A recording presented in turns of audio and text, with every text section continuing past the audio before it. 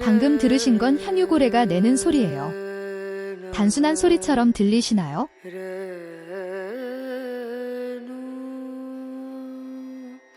하지만 세계 최고의 연구기관들이 모여서 시작한 프로젝트 CTI의 연구 결과에 따르면 이 소리들 속에는 놀라운 비밀이 숨어 있다고 합니다. 과학자들은 최첨단 AI 기술을 활용해 이 소리들을 분석했어요. 그리고 발견했죠.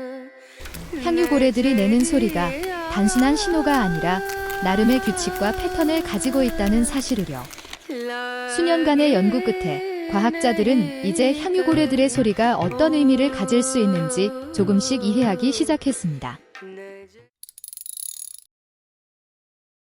2017년 어느 날 하버드대학교 레드클리프 연구소에서 특별한 발견이 이루어졌습니다. 해양생물학자이자 내셔널 지오그래픽 탐험가인 데이비드 그루버 박사의 연구실에서는 수수께끼 같은 향유고래의 클릭음이 울려 퍼지고 있었죠. 이때 마침 지나가던 컴퓨터 과학자 샤피 골드워서 박사가 놀라운 발견을 하게 됩니다. 향유고래의 클릭음이 마치 컴퓨터의 이진법처럼 들린다는 것이었죠. 특히 주목할 만한 점은 다른 고래들의 노래와 달리 향유고래의 클릭음이 마치 컴퓨터 코드처럼 단순 명료하다는 것이었습니다. 예를 들어 폭등고래는 20분 동안 복잡한 노래를 부르지만 향유고래는 마치 모스 부호처럼 깔끔한 신호음을 냅니다.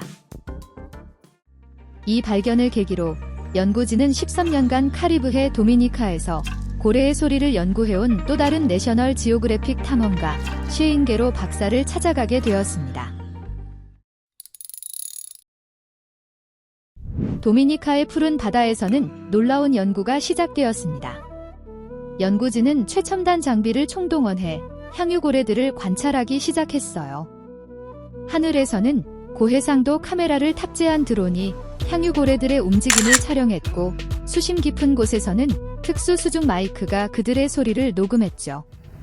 처음에는 정말 조심스러운 관찰이 필요했습니다.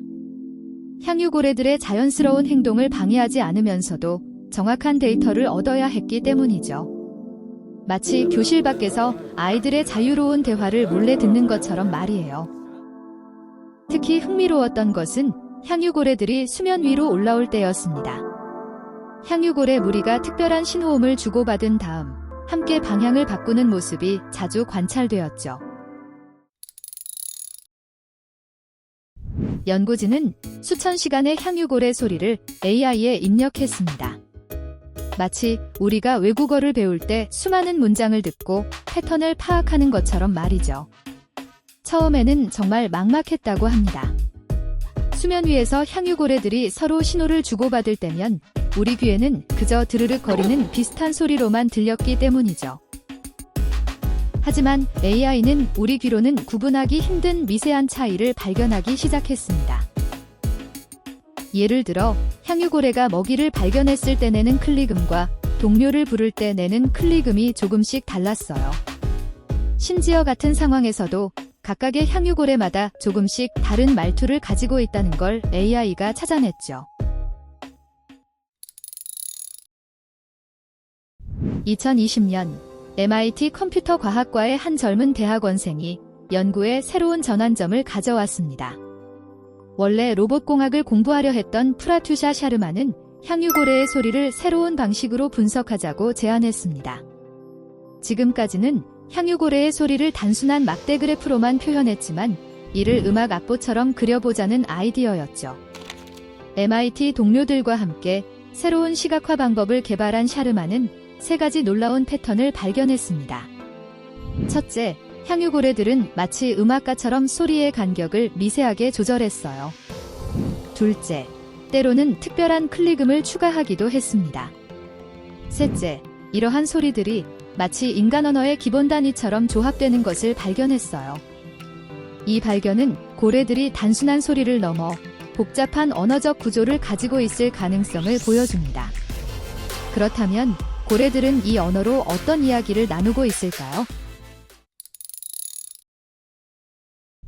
이제 프로젝트 CTI에는 세계 각국의 전문가들이 모여들었습니다.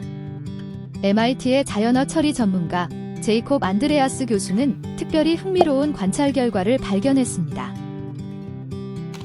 한 무리에서 절친한 친구 사이인 두 마리의 할머니 향유고래들이 항상 함께 다니면서 특별한 신호음으로 소통한다는 것이었죠.